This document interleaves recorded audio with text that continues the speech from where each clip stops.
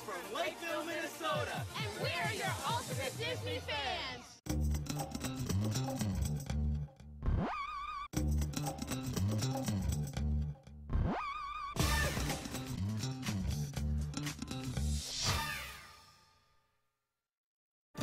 Legions of Disney-crazed fans flock to Walt Disney World near Orlando, Florida every day.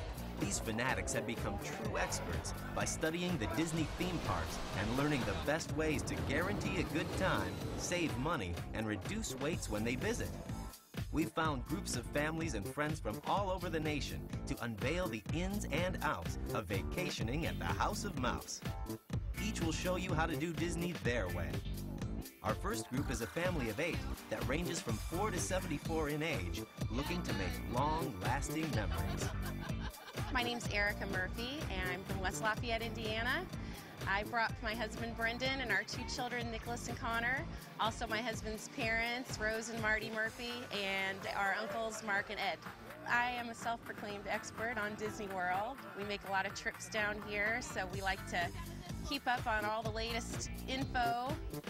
Another family is trying to entertain their teens.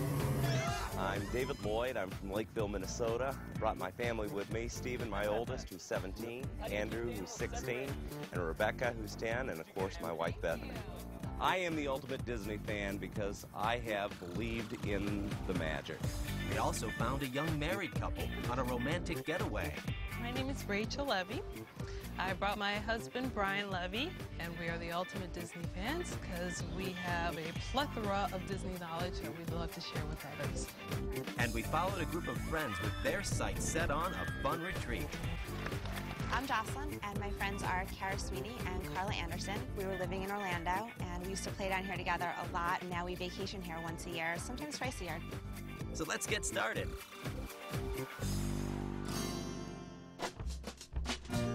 Start planning early, and I'm talking about months in advance.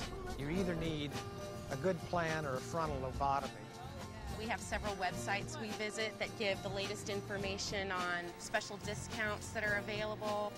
Walt Disney World encompasses an area about twice the size of Manhattan Island. It's not unusual for a guest to walk 16 miles in a day. Our favorite time to come down is usually late April and into May, after all the spring breakers have left. There are certain times of the year where it is less crowded. September, October, people have just gone back to school. Somewhere in between Thanksgiving and the week before Christmas. Disney offers 4 different levels of resorts, so there's something for every budget, from value up to deluxe. Do you like being at a beach in the Caribbean? Do you like being in Savannah in Africa?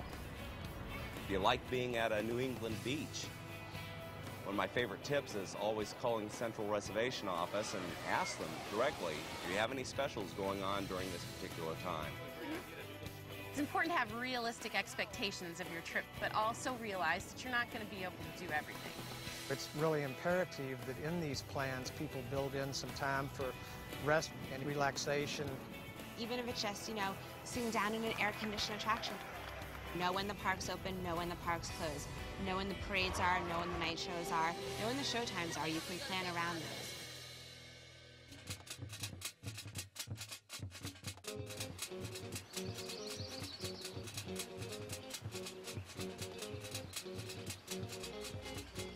Our day began at the Animal Kingdom Lodge with us getting up early and surveying the savannah outside of our window. It is a total immersion experience into being in Africa. We really enjoyed every morning waking up and opening our balcony window and looking out and seeing the giraffes.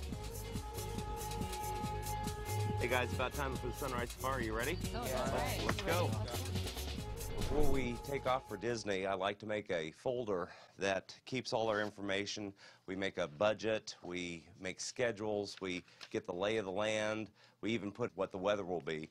But I also make individual schedules for each one of the kids so that they know what we're going to next, so there's never a question of what are we doing now, and it also follows the flow of how we think we can best get through the park.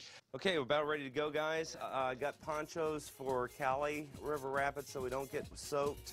One thing we want to make sure is that we pack light because this is the biggest park here, so we want to make sure that we don't have too much stuff to burden us down, all right? All right, let's go.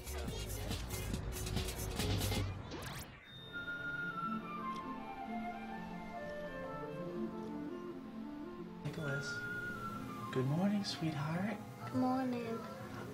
Where do you want to go today? Magic Kingdom. Pop Century is a great resort for families, especially when you're traveling with a large group where everyone's got a different budget. All the Disney resorts offer cribs, bed rails, refrigerators, microwaves, high chairs, anything you could need for your children to make your stay more like home. There are several things we bring to make our trip go a little smoother. We bring fanny packs. Wear around our waist. It's much easier than carrying around bags. Let's see, we got to make sure we've got everything we need here. Let's pack up all the boy stuff first. Here's the diapers and the wipers. We definitely need those for the park for Connor. Yep, got to have the diapers and the wipes. Oh, disposable sippy cups. These are really good for Connor because then after he's done, we just throw them in the trash. Did you get the park passes? I do have the park passes. Disney dollars? With the Disney dollars. Having the Disney dollars is good because we can give Nicholas $10 and that's his money to use. So if he runs out of money, then he's done with money. We always bring our stroller, very important. Our nice big double stroller for our kids so they have a place to sit and relax. Okay, let's go. Let's head to the Magic Kingdom.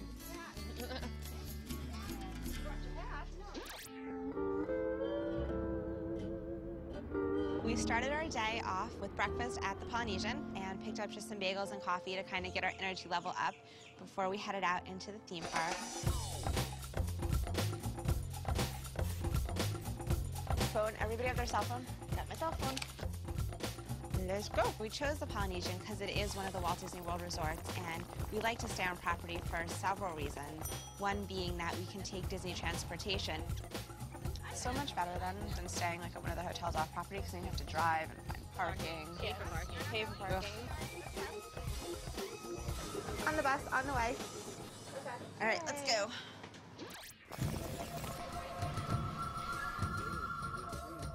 The benefit of going on the Sunrise Safari at Animal Kingdom is that not only do you get in the park early, but also you get there before the crowds get on to Kilimanjaro Safari.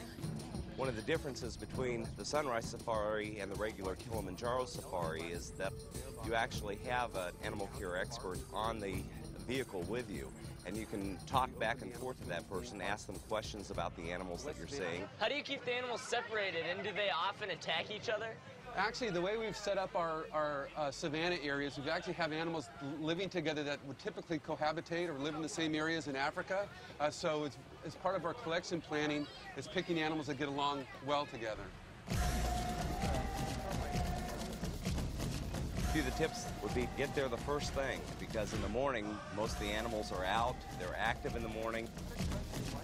Especially on Pride Rock with the lions, they actually heat the rocks there, and so the lions are going to want to be out on that rock in the cooler part of the morning. All right, since we got on that early, we're getting off early, so we're right on schedule. And Where are we going now? Well, we'll go get some breakfast, and then we'll see Tough to Be a Bug. Okay. And are we going to do Cali later? Yeah, I think what we'll do is we'll fast pass Cali. Oh, good idea. And then run into Dinoland USA and hit Primeval Whirl and Dinosaur.